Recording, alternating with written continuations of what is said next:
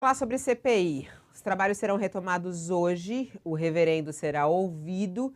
Sua expectativa para essa segunda temporada da série CPI da Covid, Josias? Confesso, Fabiola, que as minhas expectativas não são otimistas. Porque antes do recesso parlamentar, os senadores da CPI disseram que trocariam a folga de 2 semanas por um mergulho nos dados já colecionados no primeiro estágio da investigação. Ficou entendido que a comissão se equiparia para produzir um salto nessa investigação parlamentar. A CPI retoma agora os seus trabalhos, imersa num mar de mais de 130 requerimentos, alguns deles desnecessários.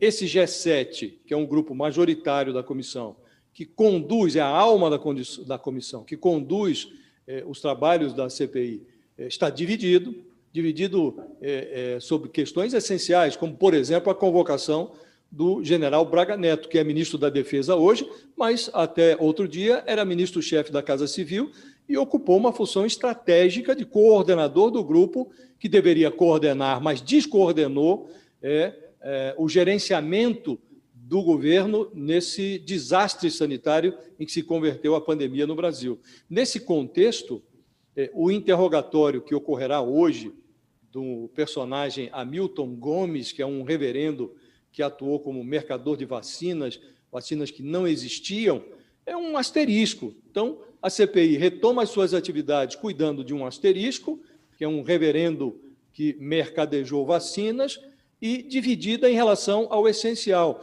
Então, a CPI precisa agora esclarecer ao país o que é que pretende fazer para transformar essas revelações que já foram feitas até aqui, transformar essas revelações em consequências práticas.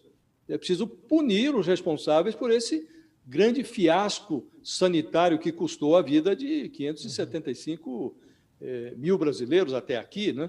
Então, a comissão tem a responsabilidade, ela não pode, não é responsável, não depende dela a punição dos responsáveis, inclusive do presidente Bolsonaro, mas a comissão tem, sim, a responsabilidade de fornecer, para isso ela existe, a matéria-prima que vai constranger os atuais protetores do Bolsonaro, o procurador Augusto Aras e o presidente da Câmara, o Arthur Lira, a cumprir a obrigação de colocar o interesse público acima das conveniências pessoais.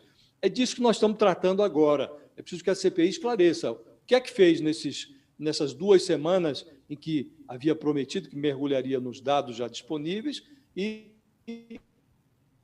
que fará nos próximos dias para elevar o estágio da investigação, transformando revelações, que já são muitas, em consequências práticas. E tem Flávio Bolsonaro agora também como suplente, né? Porque Ciro Nogueira foi para o governo, a mãe dele até assumiu a sua vaga lá no Senado, né? E aí Enzi, o senador, assume o lugar dele na CPI e Flávio Bolsonaro vira suplente agora. É verdade, mudou um pouco a composição da comissão, né?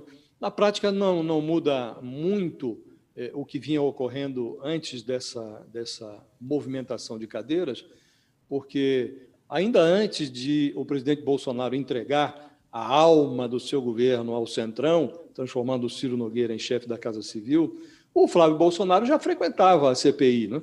Porque todos os senadores têm o direito de frequentar a CPI e podem falar. Não tem tem umas regras ali, só os titulares falam primeiro, depois vem o suplente, mas mesmo quem não é suplente pode, inclusive, interrogar os depoentes na CPI, só que fica por final da fila.